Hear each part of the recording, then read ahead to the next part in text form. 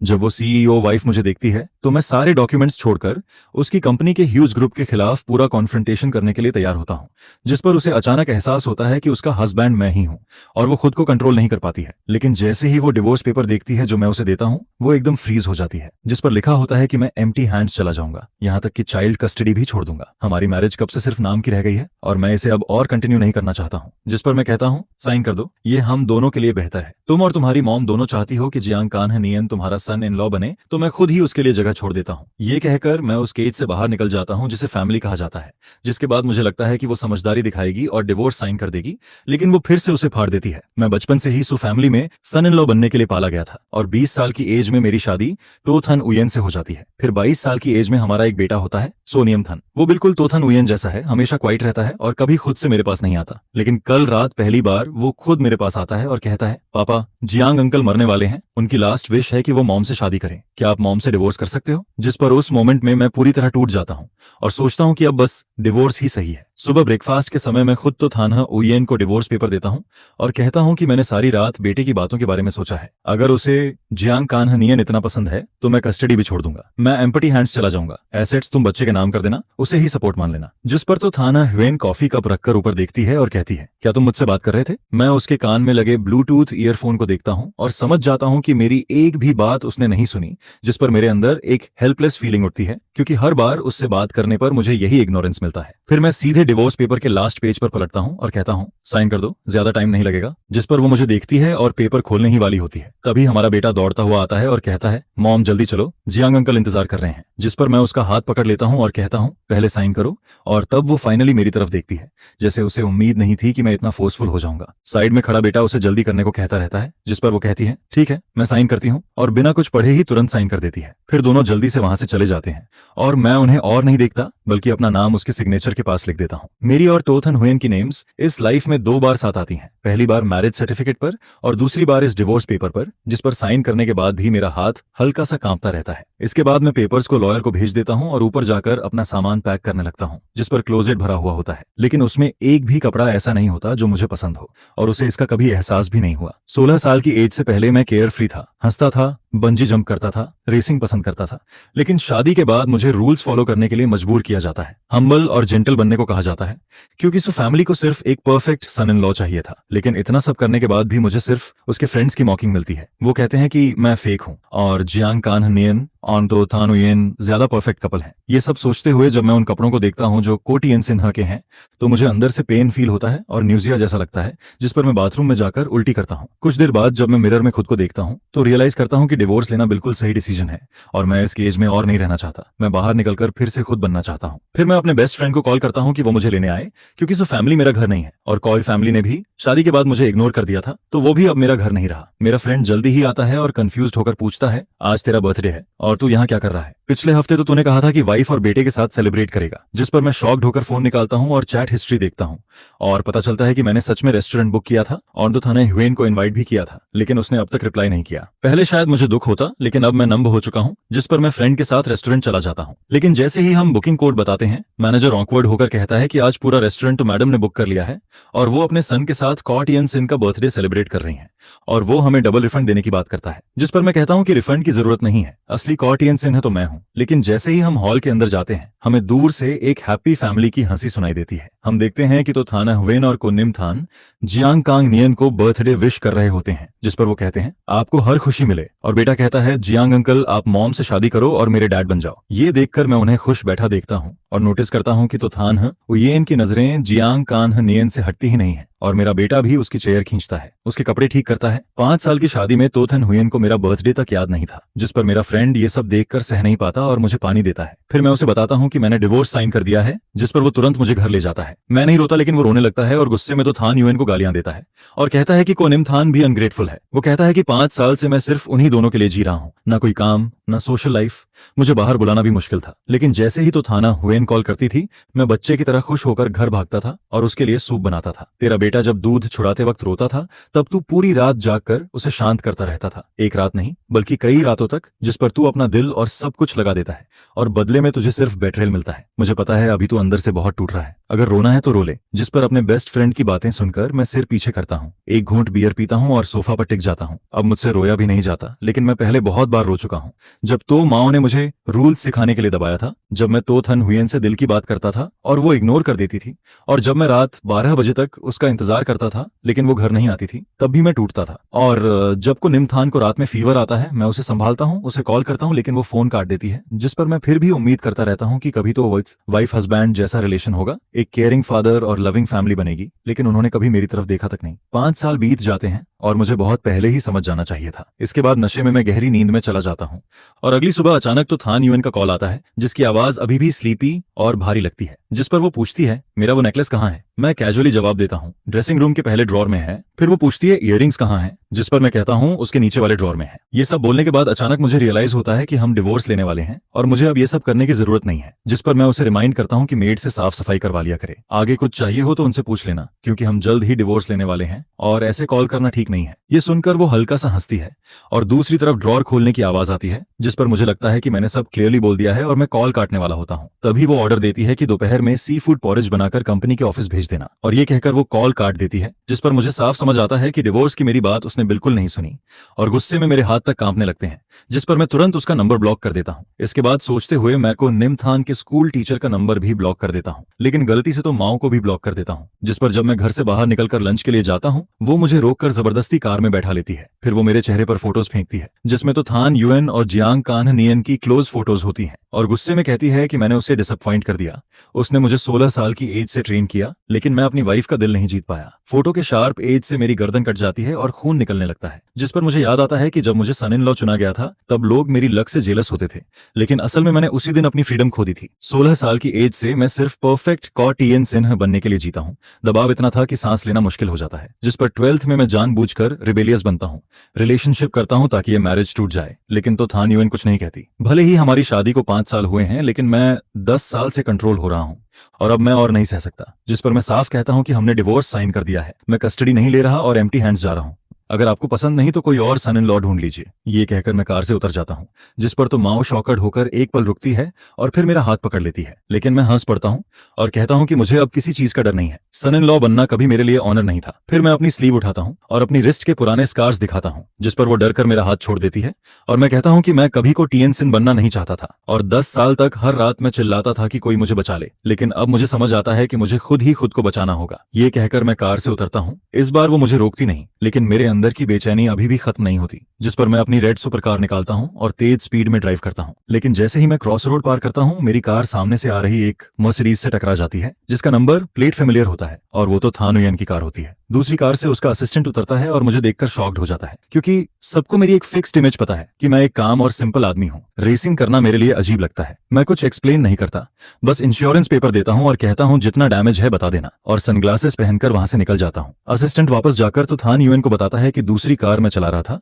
जिस पर वो बस ठंडे अंदाज में कहती है चलो, जैसे उसे कोई फर्क ही नहीं पड़ता। लेकिन 3 घंटे बाद हम फिर से मिलते हैं, जब वो अपने पार्टनर के साथ रेसिंग ट्रैक पर आती है, जहां एक red racing car first position जीतती है, और ड्राइवर जब उतरता है तो उसका टॉल और अट्रैक्टिव लुक सबका ध्यान खींचता है, जिस पर खुद तो थाना हुएन भी इम्प्रेस्ड हो जाती है। लेकिन जैसे ही वो हेलमेट हटाता है, असिस्टेंट शॉक्ड होकर कहता है ये तो कॉटियन सिन्ह है, जिस पर तो थाना हुएन कुछ नहीं कहती, लेकिन आसपास की लड़कियों की नजरें उस पर देखकर वो हल्का सा अनकंफर्टेबल फील करती है, और मैं जब उसकी नजरों को नोटिस करता हूँ तब भी मैं उसकी तरफ नहीं देखता, क्योंकि सालों से जब भी हम कैजुअली मिलते हैं वो मुझे ऐसे इग्नोर करती है जैसे मैं कोई स्ट्रेंजर हूँ। इसलिए जब रेसिंग इवेंट के ऑर्गेनाइजर्स हमें इंट्रोड्यूस करते हैं, मैं भी ऐसे बिहेव करता हूँ जैसे मैं तो थान हुएन को जानता ही नहीं हूँ, जिस पर लोग कहते हैं कि तोटोंग से मिलकर अच्छा लगा, लेकिन वो हमेशा की तरह कोल्ड एक्सप्रेशन बनाए रखती है और माहौल ऑकवर्ड हो जाता है। तभी जियांग कान्ह नियन की आवाज आती है, थान हुएन काम खत्म हुआ या नहीं?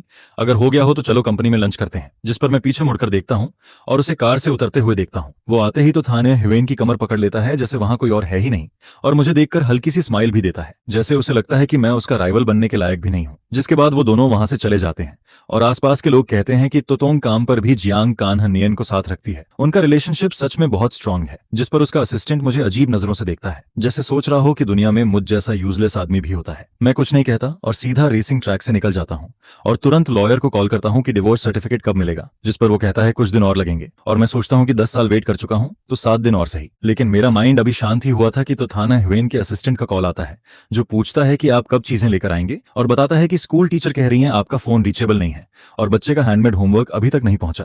जिस पर मुझे याद आता है कि डिवोर्स की बात से पहले मैं मोबाइल में वीडियो देखकर उसके लिए नीडल और थ्रेड से हैंडमेड वर्क बना रहा था, और जब मैं घर से निकला था तब वो आधा ही बना था। मैं आसमान में उड़ते हुए फ्री क्लाउड्स को देखता हूँ और सीधे कह देता हूँ कि सी फूड पॉरेज अब नहीं मिलेगा और आगे से मैं कुछ भी नहीं लाऊंगा, और कौन इम थान के बारे में भी अब मैं कुछ नहीं संभालूंगा, इसलिए मुझे कांटेक्ट मत करना। और ये कहकर मैं असिस्टेंट का नंबर भी ब्लॉक कर देता हूँ। दूसरी तरफ असिस्टेंट परेशान होकर तो थान यूएन को बताता है कि मैंने कॉल काट दिया और अब कांटेक्ट नहीं हो रहा, शायद मैंने उसे ब्लॉक कर दिया है। जिस पर वो खुद फोन निकालकर मुझे मैसेज भेजती है, तुम क्या कर रहे हो। लेकिन अगले ही मोमेंट रेड नोटिफिकेशन आता है कि वो अब मेरी फ्रेंड लिस्ट में नहीं है, पहले रिक्वेस्ट भेजनी होगी। जिस पर असिस्टेंट चैट हिस्ट्री देखता है और नोटिस करता है कि लास्ट मैसेज भी एक हफ्ते पुराना है। फिर वो कैजुअली कहता है कि जांग चन यिन और सर का बर्थडे एक ही दिन है, यानी कल सर का भी बर्थडे था, क्या गिफ्ट नहीं देना चाहिए। जिस पर तोथन उयन बिना इंटरेस्ट के कहती है ध्यान नहीं दिया। असिस्टेंट को यह जवाब सुनकर भी हैरानी नहीं होती क्योंकि चैट हिस्ट्री में वो कभी रिप्लाई नहीं करती, लेकिन फिर वो गुस्से में कहती है कि एक बर्थडे गिफ्ट भेज दो, तुम देख लो क्या सही रहेगा। असिस्टेंट जी मैडम कहकर बाहर निकल जाता है और गिफ्ट अरेंज करने लगता है। शाम को मुझे वही गिफ्ट मिलता है जो उसका असिस्टेंट लाकर देता है और कहता है कि ये तो टोम की तरफ से है, जिस पर मैं उसे लेने से मना कर देता हूँ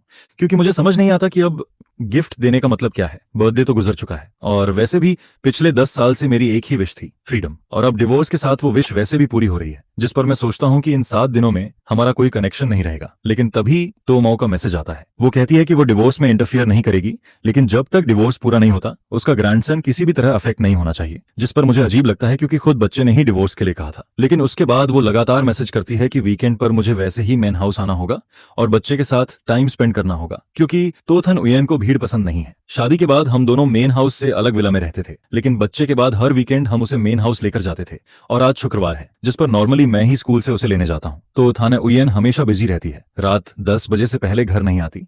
लेकिन इस बार जब मैं मेन हाउस पहुंचता हूँ वो पहले से वहां होती है। मैं उसे इग्नोर करता हूँ और सीधे ऊपर जाने लगता हूँ, लेकिन वो मुझे रोककर पूछती है बर्थडे गिफ्ट पसंद आया। मैं उसे देखता हूँ और समझ जाता हूँ कि उसे ये भी नहीं पता कि मैंने गिफ्ट एक्सेप्ट ही नहीं किया, लेकिन ये भी कोई नई बात नहीं है क्योंकि वो मुझे हमेशा इग्नोर करती है। मैं ज्यादा बात नहीं करना चाहता और बस हल्का सा सिर हिला देता हूँ, लेकिन तभी वो ऑर्डर देती है कि कोनिम थान जियांग कान्हनियन के लिए प्रोटेक्शन चार्म बना रहा है, तुम जाकर उसे पूरा करने में हेल्प करो। ये सुनकर मुझे अंदर से झटका लगता है। क्या बर्थडे गिफ्ट के साथ ये कंडीशन भी आती है। जिस पर मैं बिना कुछ बोले उसे इग्नोर करता हूँ और ऊपर चला जाता हूँ। वो पीछे से बस देखती रहती है और कुछ नहीं कहती। ऊपर जाकर मैं देखता हूँ कि कोनिम थान डेस्क पर बैठा है और नाइफ से बहुत ध्यान से कार्विंग कर रहा है, और उसके सामने एक ऑलरेडी बना हुआ चार्म रखा होता है जिसे वो कॉपी कर रहा होता है। मेरे कदमों की आवाज सुनकर वो ऊपर देखता है, लेकिन तुरंत उस फिनिश्ड चार्म को उठा लेता है और कहता है ये मॉम ने जियांग अंकल के लिए बनाया है, आप इसे मत लेना। जिस पर मेरा दिल जोर से दर्द करता है। जिस बच्चे को मैंने अपनी लाइफ से ज्यादा इंपॉर्टेंस दी वो आज मुझे चोर समझ रहा है। जिस पर मैं उसे देखता हूँ और उसके चेहरे में तो थाना उयेन की झलक साफ दिखती है और अंदर से एक कड़वाहट उठती है। मैं धीरे से कहता हूँ तुम्हें मुझसे डरने की जरूरत नहीं है, मैंने कभी किसी का कुछ लेने की कोशिश नहीं की, और वैसे भी मैं और तुम्हारी मॉम जल्द ही डिवोर्स लेने वाले हैं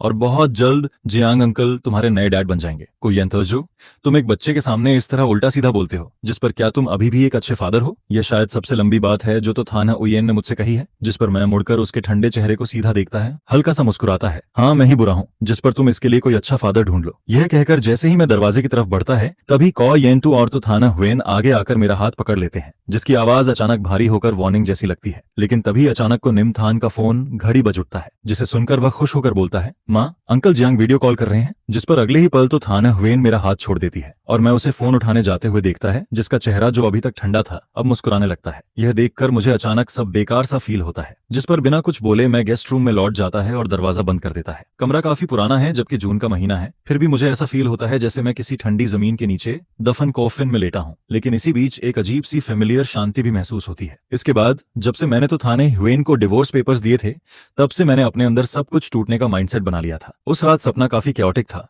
लेकिन अगले दिन भी मेरी बॉडी क्लॉक मुझे सुबह 5 बजे जगा देती है। पहले इसी वक्त मैं उठकर तो थाने हुएन और उसके बेटे के लिए ब्रेकफास्ट तैयार करता था, जिस पर मैं अपनी भौहें सिकोड़ता है और तो मदर की धमकी याद करके नीचे जाने का फैसला करता है। लेकिन नीचे आकर पता चलता है कि तोथन हेनोथन हुएन और कोनियम थन सुबह ही बाहर जा चुके थे। सुना है कि वो जांग का नियन के साथ सनराइज देखने गए हैं, जिस पर मुझे यह सब बेहद मजाकिया लगता है। जो भी समझदार है वो देख सकता है कि उस बच्चे को मेरी कोई जरूरत ही नहीं है, फिर भी तो मदर मुझे जबरदस्ती घर बुलाती है। जिस पर मैं बस सोचता है कि इस वीकेंड को समाव सहन करना है। इसके बाद मेरा बेस्ट फ्रेंड मुझे कॉलेज लेकर जाता है, बोलता है कि मूड ठीक करने के लिए कुछ खूबसूरत लड़कियों के साथ टाइम बिताते हैं। वहां की 18 साल की लड़कियां लोगों को खुश करना अच्छे से जानती है, जो हर दिन भैया अरे सुनो ना बोलकर इमोशनल वैल्यू देती रहती है। कुछ दिन उनके साथ घूमने के बाद मेरा मूड सच में काफी बेहतर हो गया था। जिस पर मेरा दोस्त मुझे चिढ़ाते हुए कहता है क्या हुआ, मैंने तुझे दुनिया दिखाई, अब समझ आया ना ये लड़कियां कितनी अमेजिंग है। क्या अब भी तो थाना हुएन जैसी बूढ़ी औरत से प्यार करता है? जिस पर मैं सीधा बोलता है, खत्म हो गया। यह सुनकर वह और एक्साइटेड होकर कहता है, बस यही सही है, तुझे बहुत पहले डिवोर्स ले लेना चाहिए था। कौन नहीं चाहेगा किसी केयरिंग लड़की को? उस कोल्ड हार्टेड तो थाना हुएन के बजाय तू किसी अच्छी ओबीडियंट लड़की से शादी कर, जिंदगी सेट हो जाएगी। मैं हंसते हुए उसकी बात में साथ देने ही वाला था, तभी पीछे से खांसी की आवाज आती है। जिस पर मुड़कर देखता है तो थाना हुएन अपने असिस्टेंट के साथ खड़ी होती है। मैं उसे इग्नोर करता है और दोस्त को लेकर जाने लगता है, लेकिन इस बार वह मुझे रोक लेती है। एक पार्टी है, तुम्हें मेरे साथ चलना है, यह कहकर वह मुझे बिना मौका दिए सीधा कार में खींच लेती है। कार में बैठकर भी मैं थोड़ा कंफ्यूज्ड रहता है, क्योंकि मेरी यादों में तो थाना हुएन हमेशा मुझे इग्नोर करती थी, जैसे मैं एग्जिस्ट ही नहीं करता। लेकिन अभी उसका यह डोमिनेटिंग बिहेवियर मुझे सिर्फ बेडरूम में ही पहले देखने को मिला था। तभी वह अचानक बोलती है, यंतु हमारे जैसे फैमिली में लव नहीं, कंपैटिबिलिटी ज्यादा इंपॉर्टेंट होती है। जिस पर मैं कुछ सेकंड के लिए रुकता है, फिर समझ जाता है कि वह मेरे दोस्त से कही बातों का जवाब दे रही है। जिस पर मैं गुस्से में हंसता है, तो मतलब प्यार मायने नहीं रखता, केयरिंग होना भी जरूरी नहीं, बस तुम्हारे हिसाब से कंपैटिबल होना मतलब मैं चुपचाप सब सहता रहूं? ये सुनकर तोथन हुएन कुछ सेकंड मुझे देखती रही, लेकिन कुछ नहीं बोलती है। जिस पर अब मैं उसके इमोशन समझने की कोशिश भी नहीं करता। इसके बाद जब हम क्लब पहुंचते हैं, तब पता चलता है कि ये सिर्फ उसके दोस्तों की गैदरिंग है। पहले वह मुझे कभी ऐसी जगह नहीं लाई थी, और सच कहूं तो मुझे उसके दोस्त बिल्कुल पसंद नहीं आते, क्योंकि वो हमेशा मुझे नीचा दिखाते हैं, पपेट कहते हैं। इसलिए पूरे टाइम मैं बस चुपचाप बैठकर थोड़ा शराब पीता है, और बाद में थोड़ा नशा होने पर वॉशरूम चला जाता है। जैसे ही मैं बाहर निकलता हूँ, पीछे से कोई पूछता है, आज तुम्हारा हस्बैंड ना मुस्कुरा रहा है ना तुम्हारी सुन रहा है, क्या बात है? जिस पर दूसरा कहता है, बाहर तो सब कह रहे हैं कि तुम लोग डिवोर्स लेने वाले हो। जिस पर तो थाना हुएन सीधा बोलती है, किसने कहा मैं डिवोर्स लेना चाहती हूँ? एक बार शादी हो गई तो मेरा हस्बैंड जिंदगी भर को यंतु ही रहेगा। ये सुनकर सब हैरान हो जाते हैं। जिस पर एक दोस्त कहता है, तुम सीरियस हो? लेकिन वह बस उसे देखती है, कुछ नहीं बोलती है। फिर वही दोस्त कहता है, याद है जियांग डायरेक्टर की वाइफ? उसने भी अपने हस्बैंड को इग्नोर किया था, कंपनी में भी आने नहीं दिया, और आज तक उसे वापस नहीं पा सकी। अगर तुमको येंतु के साथ रहना चाहती हो तो थोड़ा ध्यान रखना सीखो, वरना तुम्हारा भी वही हाल होगा। जिस पर वह बस ठंडे लहजे में कहती है, वह ऐसा नहीं करेगा। उसी समय वॉशरूम में मुझे लॉयर का मैसेज मिलता है, मिस्टर कॉयंटूर, आपका डिवोर्स सर्टिफिकेट तैयार है, आप कभी भी आकर ले सकते हैं। यह सुनते ही मैं तुरंत टैक्सी लेकर लॉयर ऑफिस पहुंचता हूं, और उस सर्टिफिकेट को बार बार देखता रहता हूं, क्योंकि आखिरकार आज मैं इस नरक जैसे तो फैमिली से आजाद हो गया हूं। इसके बाद बाहर निकलते ही मेरा दोस्त सेलिब्रेशन के लिए मुझे एक स्ट्रीट फूड मार्केट में ले जाता है, जहां मिल्क टी, बीबीक्यू, आइसक्रीम सब कुछ मिलता है। जिस पर वह बोलता है, जो खाना है खा। खाने की खुशबू और धुएं के बीच मैं पहली बार जिंदगी का टेस्ट महसूस करता है, और उस रात हम बियर पीते हैं, जोर जोर से हंसते हैं, और आखिर में मेरी हंसी आंसुओं में बदल जाती है, क्योंकि 10 साल का दबाव आखिर खत्म हो गया था, शायद बहुत दिनों से दबा हुआ था। जिस पर मैं अपने बेटे को निमथान का नंबर ब्लैकलिस्ट से निकालकर उसे कॉल करता हूँ। फोन कनेक्ट होते ही मैं आंखों में आंसू लेकर बोलता है, को निमथान, चाहे तुम मुझे पसंद करो या नहीं, मैं तुम्हारा रियल फादर हूँ।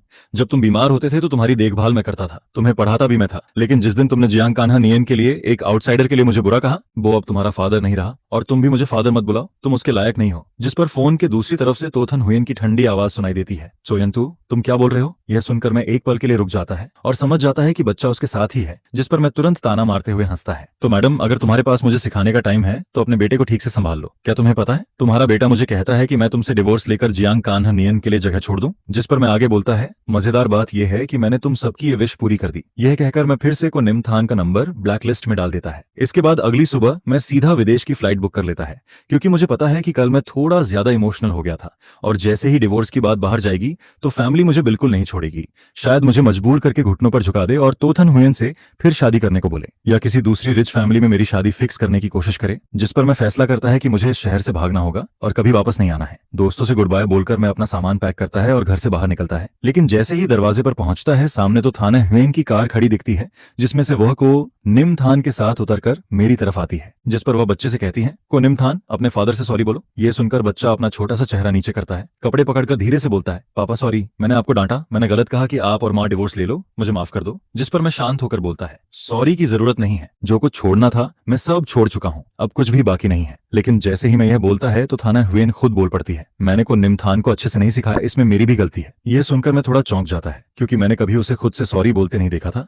लेकिन जो डैमेज हो चुका है, क्या एक सॉरी से सब ठीक हो सकता है? इसी बीच मुझे याद आता है कि मेरे पास एक चीज है जो मैं ओरिजिनली एयरपोर्ट से कुरियर करने वाला था। जिस पर मैं सीधा कहता है, तो थाना हुएन, अगर तुम्हें सच में गिल्ट है तो मुझे एयरपोर्ट छोड़ते को छोड़ दो। जिस पर वह पूछती है, तुम कहाँ जा रहे हो? और मैं जवाब देता है, क्या मेरा खुद का कोई काम नहीं हो सकता? यह सुनकर वह पहली बार थोड़ा कंफ्यूज्ड कर दिखती है, लेकिन मैं उसकी तरफ ध्यान नहीं देता, क्योंकि उसी ने मुझे इस केज में डाला था, और अब वही मुझे यहाँ से विदा करे, यही सही है। इसके बाद पूरे रास्ते हम दोनों चुप रहते हैं और एयरपोर्ट पहुंचने से पहले मैं उसे एक छोटा सा बॉक्स देता है। ये आखिरी गिफ्ट है। जिस पर वह थोड़ा रुकती है लेकिन फिर भी ले लेती है और धीरे से बोलती है थैंक यू। तभी को निमथान पूछता है मेरे लिए क्या है, जिस पर मैं कहता है तुम्हारा भी उसी में है। फिर मैं आगे बोलता है इसे 1 घंटे बाद खोलना। इसके बाद वह रेयर तरीके से मुझे कहती है जल्दी वापस आना, जिस पर मैं बस मुस्कुराता है, कुछ नहीं बोलता और मुड़कर चला जाता है क्योंकि मैं जानता है कि अब मैं कभी वापस नहीं आऊंगा। मुझे अपनी फ्रीडम ढूंढनी है। तो थाना ह्वेन मेरी पीठ को जाते हुए देखती रहती है और उसके दिल में एक अजीब सा फीलिंग उठने लगता है जिस पर वह तुरंत बॉक्स खोलना चाहती है, लेकिन को निमथान उसे रोक देता है। माँ, हमने प्रॉमिस किया है 1 घंटे बाद खोलेंगे। इसके बाद 1 घंटे तक वह कुछ भी काम में फोकस नहीं कर पाती, बार बार उस बॉक्स को देखती रहती है और आखिरकार टाइम पूरा होने पर को निमथान जल्दी से बॉक्स खोलता है। माँ, इसमें क्या है? जैसे ही बॉक्स खुलता है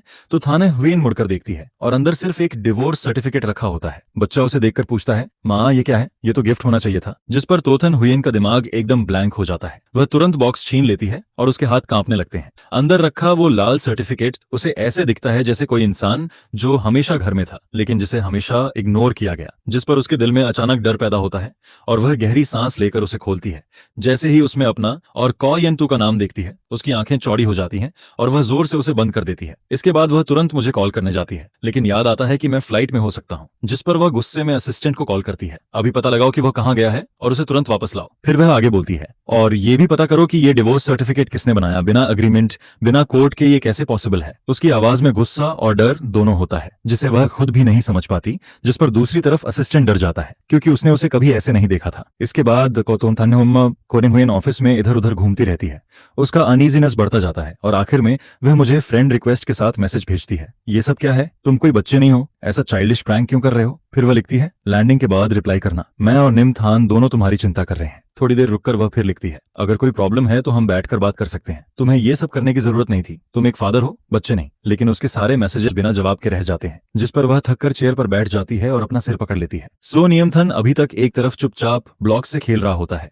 तभी वह अपना छोटा सा चेहरा उठाता है और मासूमियत से पूछता है माँ, क्या ये गिफ्ट पापा का मतलब है कि वो आपसे डिवोर्स लेना चाहते हैं? यह सुनकर तोथन ह्वेन के सीने में जैसे कुछ अटक जाता है। न सही से सांस ले पाती है न निगल पाती है, जिस पर उसके दोस्तों की बातें बार बार उसके कानों में गूंजने लगती है। काफी देर बाद वह मुश्किल से बोलती है कोयंतु, क्या तुम सच में मुझसे पूरी तरह डिसअपॉइंट हो गए? इसी बीच इंतजार का समय और भी भारी लगने लगता है तो थान यूएन बार बार घड़ी देखती है, बार बार मैसेज भेजती है लेकिन एक भी रिप्लाई नहीं आता, जिस पर उसके दिल में एक अजीब सी हर्ट फीलिंग उठने लगती है। वह सोचती है सब कुछ तो ठीक चल रहा था, इतने सालों से हम साथ थे, फिर अचानक ऐसा क्या हुआ कि उसने डिवोर्स ले लिया और बिना कुछ बोले चला भी गया? तभी अचानक फोन बजता है जिसे सुनकर वह बिना देखे तुरंत उठा लेती है और बोल पड़ती है कोयंतु, अब तुम्हें कॉल करने का टाइम मिला, मैंने इतने मैसेज भेजे, रिप्लाई क्यों नहीं किया? लेकिन दूसरी तरफ कुछ सेकंड की चुप्पी के बाद आवाज आती है तो मैडम मैं असिस्टेंट बोल रहा हूँ। ये सुनते ही वह फोन की तरफ देखती है और जो थोड़ी एनर्जी वापस आई थी वो भी खत्म हो जाती है, जिस पर वह माथा दबाते हुए धीमी आवाज में बोलती है सॉरी, मैं थोड़ा जल्दी रिएक्ट कर गई, कोई खबर मिली? जिस पर असिस्टेंट हिचकिचाता है और बोलता है जी हमने पता लगाया है, कहते आज सर ने विदेश की फ्लाइट ली है, लेकिन लैंडिंग के बाद की इन्फो। उसकी आवाज धीरे धीरे कम हो जाती है। यह सुनकर तोथन उयन का चेहरा काला पड़ जाता है और काफी देर बाद वह भारी आवाज में पूछती है उस डिवोर्स सर्टिफिकेट का क्या हुआ, जांच हुई? जिस पर असिस्टेंट जवाब देता है तुरा जी एग्रीमेंट खुद सर ने साइन किया है, वेरिफिकेशन डिपार्टमेंट ने चेक किया है, सब सही है। यह सुनते ही उसका दबा हुआ गुस्सा फूट पड़ता है। क्या मतलब सब सही है? असिस्टेंट जल्दी से समझाता है सर ने आपकी कोई भी प्रॉपर्टी नहीं ली, जॉइंट एसेट्स भी उन्होंने अपने हिस्से से सबको निमथान के नाम कर दिए और इसे चाइल्ड सपोर्ट बताया है, उन्होंने कस्टडी भी नहीं मांगी। यह सुनकर असिस्टेंट खुद भी घबरा जाता है क्योंकि उसने कभी इतना क्लीन डिवोर्स नहीं देखा था जहां कोई कुछ भी ना ले, बस चुपचाप चला जाए। उधर तोथन हुएन फोन काट देती है, हाथ में फोन पकड़े काफी देर तक बैठी रहती है, समझ नहीं पाती कि जो शादी इतनी स्टेबल लग रही थी वो अचानक टूट कैसे गई। जिस पर वह धीरे से खुद से पूछती है कोई तो तुम्हें आखिर किस बात की डिससैटिस्फैक्शन थी? तभी स्टडी रूम का दरवाजा थोड़ा खुलता है और को निमथान अंदर आता है। उसके पैरों से लिपटकर एक्साइटेड होकर बोलता है माँ, मैंने अंकल जियांग से पूछा, डिवोर्स का मतलब है मुझे नया पापा मिलेगा, तो आप जल्दी अंकल जियांग से शादी कर लो, मैं उन्हें नया फादर बनाना चाहता हूँ। ये सुनकर तोथन हुएन को ये बात बहुत चुभती है और पहली बार वह गुस्से में बोलती है तुम्हें क्या पता, आगे से ऐसी बात मत कहना, तुम्हारा सिर्फ एक ही फादर है, कोई नया नहीं। जिस पर बच्चा डर जाता है और रोते हुए बोलता है मुझे नया फादर चाहिए, मुझे वो पुराने वाले नहीं चाहिए, वो तो बस नेनी जैसे है। यह सुनकर तो थाना हुएन का गुस्सा और बढ़ जाता है। ये सब किसने सिखाया तुम्हें? उसे समझ आता है कि एक 3 साल का बच्चा खुद ये सब नहीं बोल सकता, जरूर किसी ने उसके दिमाग में ये बातें डाली हैं। लेकिन कौन इमथान गुस्से में भाग जाता है, मुझे माँ पसंद शासन नहीं, अगर नया फादर नहीं दोगी तो मैं घर नहीं आऊंगा। तो थाना हुएन उसे रोकने ही वाली होती है, तभी फोन बजता है और इस बार जियांग कान्ह नियन का कॉल होता है, जिस पर वह 1 सेकंड रुकती है और बेटे को छोड़कर कॉल उठा लेती है। फोन उठाते ही जियांग कान्ह नियन की आवाज आती है थाना हुएन, मैंने सुना तुम और कोई येंटू डिवोर्स ले रहे हो, क्या ये सच है या बच्चे की बात है? जिस पर वह थककर बोलती है, ये गलत फहमी है, मैं डिवोर्स नहीं लूंगी, कुछ और काम है। जिस पर वह बोलता है, आज हम निमथान को एम्यूजमेंट पार्क ले जाने वाले थे फायरवर्क्स देखने, तुम लोग गायब हो गए तो पूछा। जिस पर वह कहती है, सॉरी मैं भूल गई, अगली बार चलेंगे। फोन रखने के बाद उसे पता चलता है कि को निमथान गायब हो चुका है, लेकिन वह ज्यादा ध्यान नहीं देती क्योंकि घर में इतने सर्वेंट्स है कि उसे लगता है बच्चा सेफ ही होगा। लेकिन कुछ ही देर में पता चलता है कि बच्चा सच में गायब हो गया है। सीसीटीवी में सिर्फ इतना दिखता है कि वह अकेला बाहर चला गया। यह देखकर तोथन उयन पूरी सिटी में उसे ढूंढने लगती है, लेकिन कहीं भी उसका पता नहीं चलता। जिस पर वह बार बार मुझे कॉल करती है, लेकिन हर बार सिर्फ यही सुनाई देता है, the number you are calling is switched off. आखिर में मजबूर होकर वह मेरे दोस्त का नंबर निकलवाती है और कॉल करती है, हेलो मैं तो थान युएन बोल रही हूँ, क्या कोयंतु ने तुमसे कांटेक्ट किया? अगर हाँ तो उसे बोलो तुरंत मुझसे बात करे, क्योंकि उसके डिवोर्स की वजह से निमथान गायब हो गया है। अगर उसमें एक फादर की भी जिम्मेदारी बची है तो उसे तुरंत वापस आना होगा। लेकिन वो अभी अपनी बात पूरी भी नहीं करती। जिस पर मेरा फ्रेंड अचानक से इम्पेशेंट होकर उसे बीच में ही लाउडली इंटरप्ट कर देता है, रुक रुक रुक, बच्चा गायब हुआ है तो जाकर पुलिस को रिपोर्ट कर। येंतु को ढूंढने से क्या फायदा है? क्या वो उस बच्चे से टेलीपैथी से जुड़ी हुई है जो अभी वापस आते ही उसका एग्जैक्ट लोकेशन ट्रैक कर लेगी और तुरंत टेलीपोर्ट होकर उस अनग्रेटफुल बच्चे के पास पहुंच जाएगी? और फिर वो ये भी बोलती है कि डिवोर्स की वजह से बच्चा गायब हुआ, जिसे सुनकर वो तुरंत पलटकर कहता है कि ये डिवोर्स तुम्हारी ही मजबूरी से हुआ था ना, और वैसे भी डिवोर्स होना सही ही था क्योंकि तुम और वो अनग्रेटफुल बच्चा दोनों ही अच्छे नहीं हो। इसके बाद फोन अचानक कट हो जाता है, लेकिन उसी पल फिर से रिंग होने लगता है, जिस पर पता चलता है कि कॉल जियांग कान नियन का है। तो थान हुएन जल्दी से कॉल उठाती है, लेकिन बस इतना ही सुन पाती है कि कोई निम थान को किडनैप करने की कोशिश कर रहा है, उसे छोड़ दो, केयरफुल रहो। जिस पर अचानक कॉल कट हो जाता है। यह सुनते ही तो थान हुएन तुरंत लोगों को जियांग कान नियन के फोन सिग्नल को ट्रैक करने के लिए भेज देती है। और फिर जब वो लोग लोकेशन पर पहुंचते हैं तो देखते हैं कि जियांग कान नियन और को निमथान दोनों ही अनकॉन्शियस पड़े होते हैं। हाईवे के किनारे ढलान पर जियांग कान नियन के शरीर पर कई स्क्रैचेस होते हैं। उसका हाल बहुत बुरा लग रहा होता है, लेकिन वो फिर भी को निमथान को अपनी बाहों में कसकर प्रोटेक्ट किए होता है और बच्चे को बस चेहरे पर थोड़ा सा डर्ट लगा होता है, बाकी उसे कोई इंजरी नहीं होती, जिसे देखकर वहां मौजूद हर इंसान इमोशनल हो जाता है। जिस पर तोथन उयन के हाथ जो साइड में ढीले पड़े होते हैं वो धीरे से टाइटन होते हैं और फिर ढीले पड़ जाते हैं, और वो सबसे पहले दोनों को एम्बुलेंस में भेज देती है।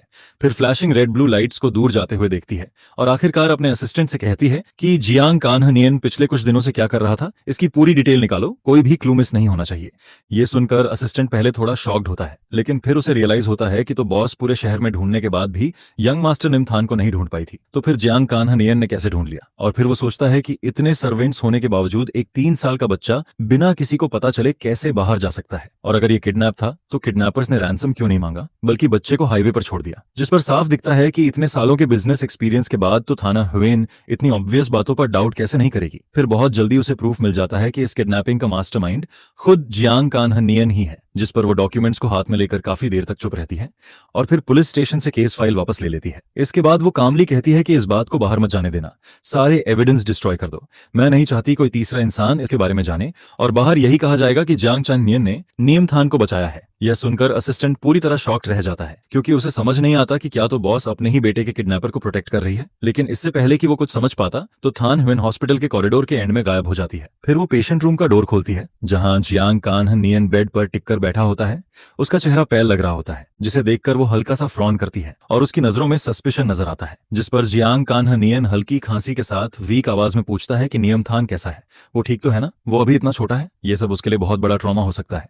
और फिर वो येन-टू को ब्लेम करता है कि वो बिना सोचे चला गया, अपने बच्चे की भी परवाह नहीं की, और ऐसा इरिस्पॉन्सिबल फादर दुनिया में कोई नहीं होता। यह कहकर वो उठकर जाने की कोशिश करता है, लेकिन जैसे ही वो तो थाना उयन के पास से गुजरता है वो उसे पकड़कर रोक लेती है, जिस पर वो कोल्ड टोन में कहती है कि कोई अच्छा पिता है या नहीं, इसका फैसला दूसरों को करने की जरूरत नहीं है। यह सुनकर जियांग कान्हा नियन ऊपर देखता है और तो थान उयेन के कोल्ड एक्सप्रेशन को देखकर कुछ पल के लिए स्टन्ड रह जाता है, क्योंकि जो चेहरा हमेशा उसके लिए जेंटल रहता था वो अब पूरी तरह ठंडा और डरावना लग रहा होता है। फिर वो इमोशनल होकर कहता है कि इतने सालों का उनका रिलेशनशिप है, वो कोई आउटसाइडर कैसे हो सकता है, और फिर सॉफ्ट होकर बोलता है कि वो बस चिंता में बहक गया था। लेकिन किडनैपिंग की बात सच में बहुत शॉकिंग थी और निमथान को वो बचपन से देखता आया है, इसलिए उसे उसके लिए बहुत बुरा लग रहा है। जिस पर तो थान उयेन के हाथ फिर से टाइटन होते हैं और उसकी नजरों में ठंडापन भर जाता है और वो सीधा पूछती है कि अगर वो उसे इतना बुरा और डरावना समझता है तो फिर उसने निमथान को किडनैप करवाकर ये फेक ड्रामा क्यों रचा। यह सुनते ही जियांग कान्हनियन का चेहरा स्टिफ हो जाता है और वो इनोसेंट बनते हुए कहता है कि वो क्या बोल रही है, लेकिन तो थानुयन कुछ एक्सप्लेन नहीं करती, बस उसकी नजरों में डिसअपॉइंटमेंट साफ दिखती है और वो कहती है कि प्रूफ वो ऑलरेडी डिस्ट्रॉय कर चुकी है और अब वो उसके सामने या येंटू के सामने कभी ना आए। इसके बाद वो कहती है कि वो उसे एब्रॉड भेज देगी और उसकी फ्यूचर लाइफ भी सेटल कर देगी, लेकिन वो वापस कभी ना आए। यह कहकर वो जाने लगती है, लेकिन जियांग कान्हनियन पीछे से उसे पकड़ लेता है और कहता है कि उसे मत छोड़ो, अगर उसने कुछ गलत किया है तो वो बदल सकता है क्योंकि इतने सालों से वो साथ है। लेकिन तो थानुयन बिल्कुल भी अफेक्ट नहीं होती और उसका हाथ पकड़कर उसे हटाने लगती है, जिस पर वो पैनिक होकर कहता है कि उससे शादी कर लो। फिर वो जस्टिफाई करता है कि वो बस जल्दी में था और वो सिर्फ उस इंसान से शादी करना चाहता है जिससे वो प्यार करता है, और वो ये भी कहता है कि वो नियम थान को भी अपनाएगा। यह सुनकर तोथन उयन उसका हाथ झटक देती है और कोल्ड आइज से कहती है कि जिसे वो प्यार करता है वो तो उसकी डेड सिस्टर होनी चाहिए थी, जिस पर वो तुरंत कहता है कि वो हमेशा उसी से प्यार करता था क्योंकि इतने सालों से वही उसके साथ थी, उसका ख्याल रखती थी, उसके बर्थडे तक याद रखती थी और उसे कॉल करते ही सामने आ जाती थी। यह सुनते ही अचानक तो थानुयन के अंदर कुछ टूटता है और वो पीछे हटती है और कहती है कि उसने जो भी किया वो सिर्फ अपनी सिस्टर की लास्ट विश की पूरी करने के लिए किया और उसका उसके लिए कोई रोमांटिक फीलिंग नहीं है और शादी का तो सवाल ही नहीं उठता। इसके बाद वो कहती है कि आज ही उसके एब्रॉड जाने का अरेंजमेंट हो जाएगा और उसे तुरंत निकल जाना चाहिए, और फिर बिना पीछे देखे रूम से बाहर चली जाती है। और फिर सीन शिफ्ट होता है फिनलैंड में, जहां मैं इन सब से पूरी तरह अनजान होता हूं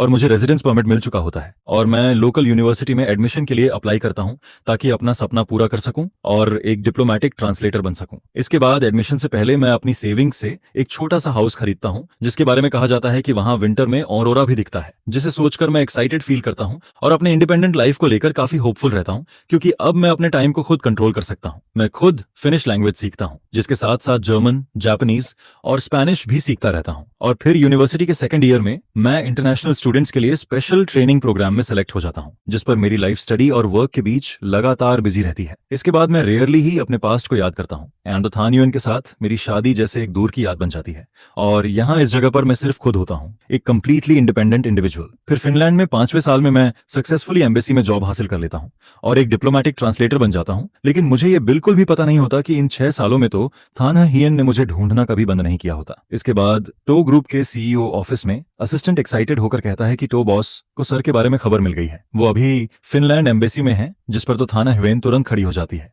और उसके चेहरे पर लंबे समय बाद खुशी नजर आती है। यह देखकर असिस्टेंट भी शॉक्ड रह जाता है क्योंकि उसने पिछले 6 सालों में तो बॉस को कभी मुस्कुराते नहीं देखा होता और डिवोर्स के बाद तो बड़े बड़े कॉन्ट्रैक्ट साइन करने पर भी वो कभी ऐसे स्माइल नहीं करती थी। जिस पर तोथन उयन बाहर जाने लगती है लेकिन डोर तक पहुंचकर वापस मुड़ आती है और कहती है कि मुझे उसकी करंट डिटेल्स चाहिए, तुरंत अरेंज करो, जिसे सुनकर असिस्टेंट तुरंत काम पर लग जाता है। इसके बाद उसके दिल में खुशी की लहर उठती रहती है और वो खुद को रोक नहीं पाती, हल्की सी मुस्कान उसके चेहरे पर आ जाती है और उसकी नजर डेस्क पर रखी 3 लोगों की फैमिली फोटो पर जाती है जहां वो उसकी तस्वीर को हल्के से छूती है और धीरे से कहती है कि वो गलतफहमी जरूर खत्म करेगी और उसे वापस अपने पास लाएगी। दूसरी तरफ मैं कभी ये जानने की कोशिश नहीं करता कि तोथन उयन और को नियम थान अब कैसे हैं, क्योंकि मेरे हिसाब से शायद उन्हें वो हस्बैंड और फादर मिल गया होगा जो वो चाहते थे। इसके बाद मेरी daily life international conferences attend करने और डॉक्यूमेंट्स ट्रांसलेट करने में गुजरती है और मेरी लाइफ बिजी होने के साथ साथ स्टेबल भी रहती है। फिर एक दिन मेरे लीडर मुझे चाइनीज लैंग्वेज में एक न्यू एनर्जी प्रोजेक्ट फाइल देता है और वो फाइल मेरे सामने रखते हुए कहता है कि यंटू,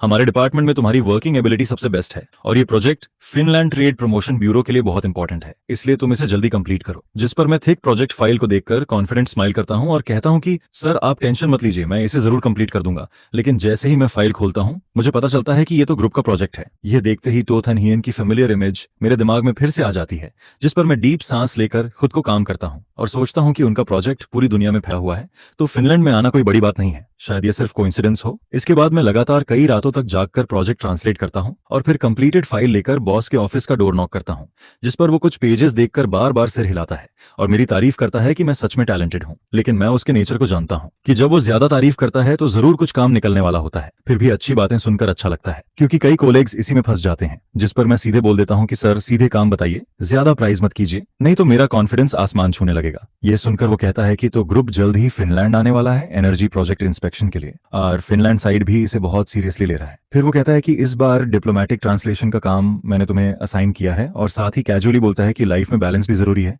और तुम अभी सिंगल हो ना, एंड दो ग्रुप का रिप्रेजेंटेटिव एक यंग टैलेंटेड पर्सन है तो तुम दोनों को इंटरैक्ट करना चाहिए। यह सुनकर मेरे दिल में अचानक झटका सा लगता है और मैं सोचने लगता हूं कि क्या वो तो थानुयन ही होगी, लेकिन फिर खुद को समझाता हूं कि ऐसा कोइंसिडेंस शायद नहीं होगा। इसके बाद जब टू ग्रुप का रिप्रेजेंटेटिव फिनलैंड पहुंचता है तो बॉस मुझे एयरपोर्ट लेकर जाता है और रास्ते में कहता है कि फिनलैंड साइड ने उनके लिए डिनर अरेंज किया है और ज्यादा फॉर्मल होने की जरूरत नहीं है, तुम आराम से ट्रांसलेशन करना। फिर वो कहता कहता है कि वो मुझे टो ग्रुप के रिप्रेजेंटेटिव से मिलवाएगा, और जैसे ही वो ये बात खत्म करता है वो मेरे पीछे किसी को हाथ हिलाकर बुलाता है और कहता है कि टो बॉस यहाँ है, जिस पर वो मुझे पकड़कर उसके सामने ले आता है।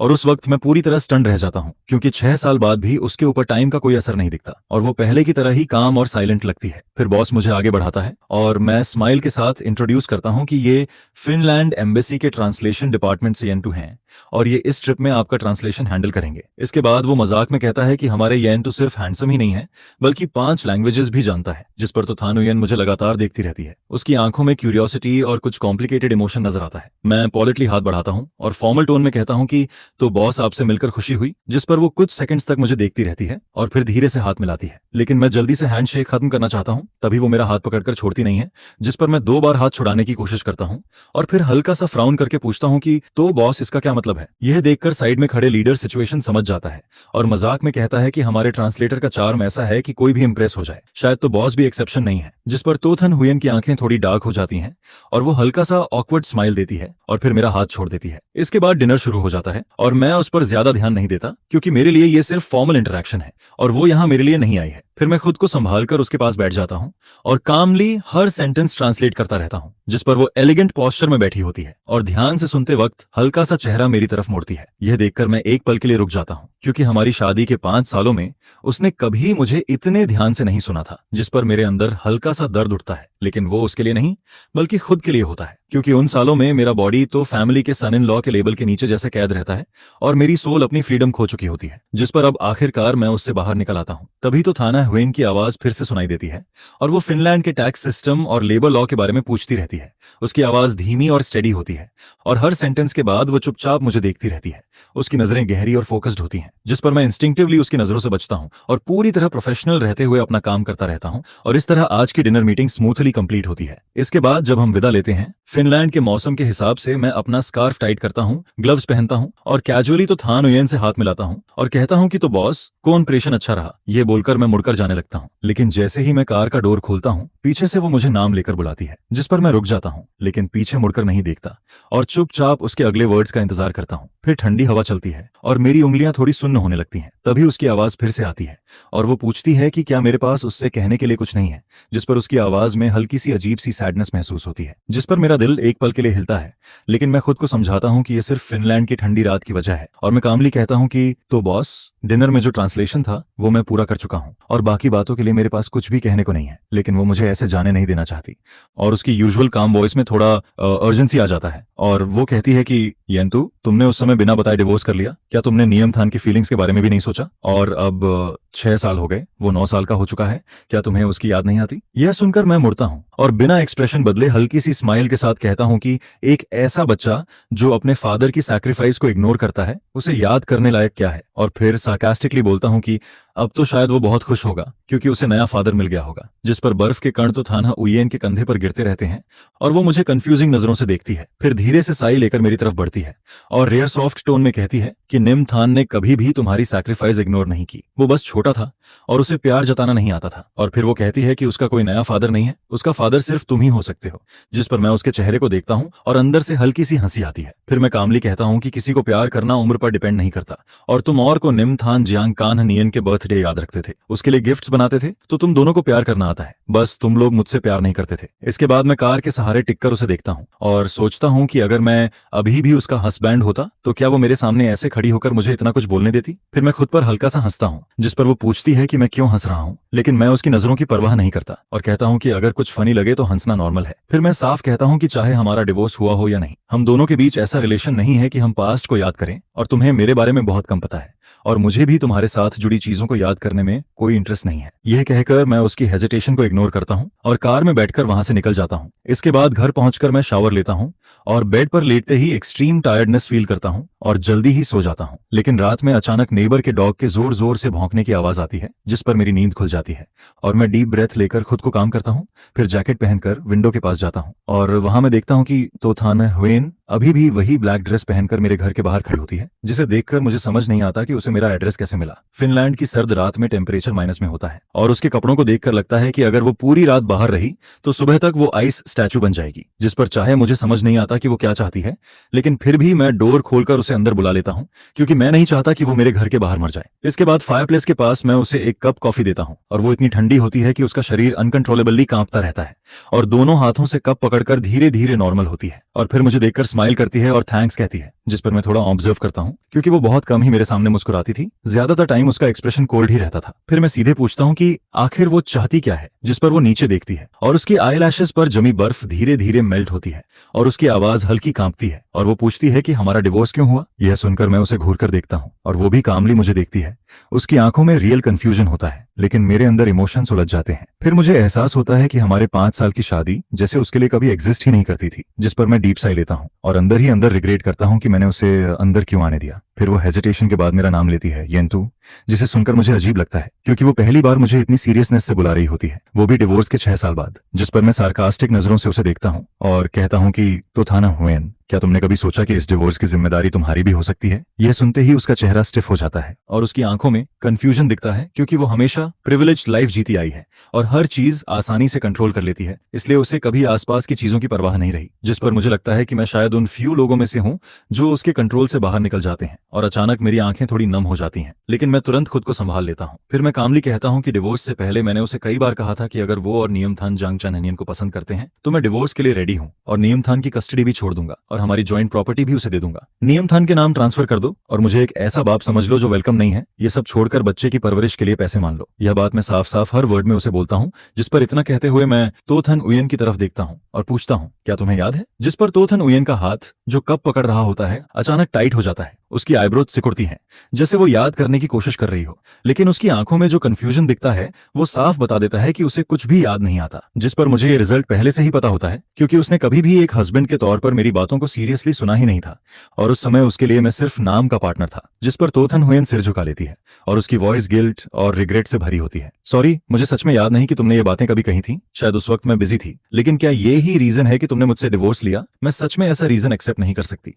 जिस पर मैं सीधा पूछता हूँ, तो फिर हर रात जब तुम घर आती थी तुम्हारे कपड़ों पर जो परफ्यूम की स्मेल होती थी उसका क्या ये रीजन डिवोर्स के लिए काफी नहीं है। ये सुनकर तोथन हुएन का चेहरा एकदम फ्रीज हो जाता है और वो जैसे मेरी बातों में कॉन्ट्राडिक्शन पकड़ने की कोशिश करती है, लेकिन फिर भी डिसबिलीफ में सिर हिला देती है। जियांग कान्हानियन की वजह से तुमने मुझसे डिवोर्स लिया। जिस पर उसकी आवाज में शॉक और भी बढ़ जाता है, जैसे उसे ये बात और भी ज्यादा एब्सर्ड लगती है, जबकि मेरा बच्चा बस कोल्ड तरीके से कॉफी पीते हुए सिर हिलाता है। हाँ, हर दिन तुम जियांग कान्हानियन की स्मेल लेकर घर आती थी और नियमथान तो हर वक्त चाहता था कि अंकल जियांग उसका नया डैड बने। फिर मैं कहता हूँ, क्या मैं अब भी शेमलेस होकर इस फैमिली का सन इन लॉ बना रहूं जो मुझे कभी चाहिए ही नहीं था। जिस पर तोथन हुएन का चेहरा पहली बार पूरी तरह पेल पड़ जाता है और वो पूछती है, तो तुम मुझ पर चीटिंग का शक करते हो। जिस पर मैं एक उंगली उठाकर उसके सामने हिलाता हूँ, ये शक नहीं है। जब तुम बिना किसी हेजिटेशन के जियांग कान्हानियन को हर इवेंट में ले जाती हो और दूसरों से उसे इंट्रोड्यूस करवाती हो, जब तुम्हारे फ्रेंड्स मेरा मजाक उड़ाते हैं और कहते हैं कि तुम दोनों ज्यादा कंपैटिबल हो, और जब तुम जल्दी से उसके पास जाने के लिए डिवोर्स पेपर्स बिना देखे साइन कर देती हो, तब ये मैटर ही नहीं करता कि तुमने चीटिंग की या नहीं। फिर मैं साफ कह देता हूँ, मैंने तुमसे डिवोर्स लिया क्योंकि मैं खुद को इस सू फैमिली के बेकार सन इन लॉ के रोल में और कैद नहीं रखना चाहता था। वो एक केज था जहां तोथन हुएन बस नाम की वाइफ थी